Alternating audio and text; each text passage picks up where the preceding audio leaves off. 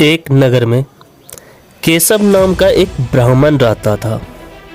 उसको ज़्यादा खेती नहीं थी, इसलिए वह अधिकांश समय तक खाली ही बैठा रहता था।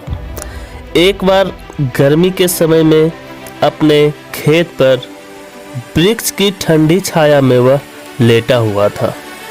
लेटे लेटे उसने देखा अपने नज़दीक ही एक सांप का बिल है। उसी बिल पर एक सांप फन फैलाए हुए बैठा हुआ था। उसको देखकर वह ब्राह्मण विचार करने लगा कि हो न हो यही मेरे क्षेत्र का देवता हो। मैंने कभी इसकी पूजा नहीं की है, इसलिए मैं आज अवश्य ही इसकी पूजा करूंगा। यह विचार मन में आते ही वह उठा और कहीं से जाकर दूध मांग लाया। उसने एक मिट्टी के बर्तन में रखा और बिल के समीप जाकर बोला, हे क्षेत्रपाल, आज तक मुझे आपके विषय में मालूम नहीं था, इसलिए मैं किसी प्रकार की पूजा अर्चना नहीं कर पाया। आप मेरे इस अपराध को क्षमा कर मुझ पर कृपा कीजिए और मुझे धन से समृद्ध कीजिए। इस प्रकार प्रार्थना करके उसने उस दूध को वहीं पर रख दिया और फिर अपने घर लौट गया।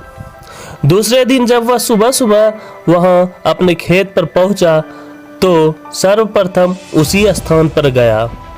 वहां उसने देखा कि जिस बर्तन में उसने दूध रखा था उसमें एक स्वर्ण मुद्रा रखी हुई है।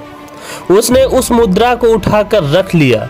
उस दिन भी उसने उसी प्रकार सांप की पूजा की और उसके लिए दूध रखकर चला गया। अगले दिन भी सुबह उसको फिर एक स्वर्ण मुद्रा मिली।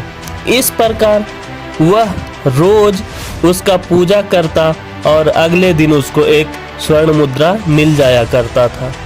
कुछ दिनों बाद उसको किसी काम से कोई और गांव जाना पड़ा। उसने अपने पुत्र को उस स्थान पर दूध रखने को कहा। कहे अनुसार उस दिन उसका पुत्र गया और वहां दूध रखा। दूसरे दिन जब वह पुनः दूध रखने के लिए गया तो देखा कि वहां स्वर्ण मुद्रा रखी हुई है। उसने उस मुद्रा को उठा लिया और मन ही मन सोचने लगा कि निश्चित ही इस बिल के अंदर स्वर्ण मुद्राओं का भंडार है।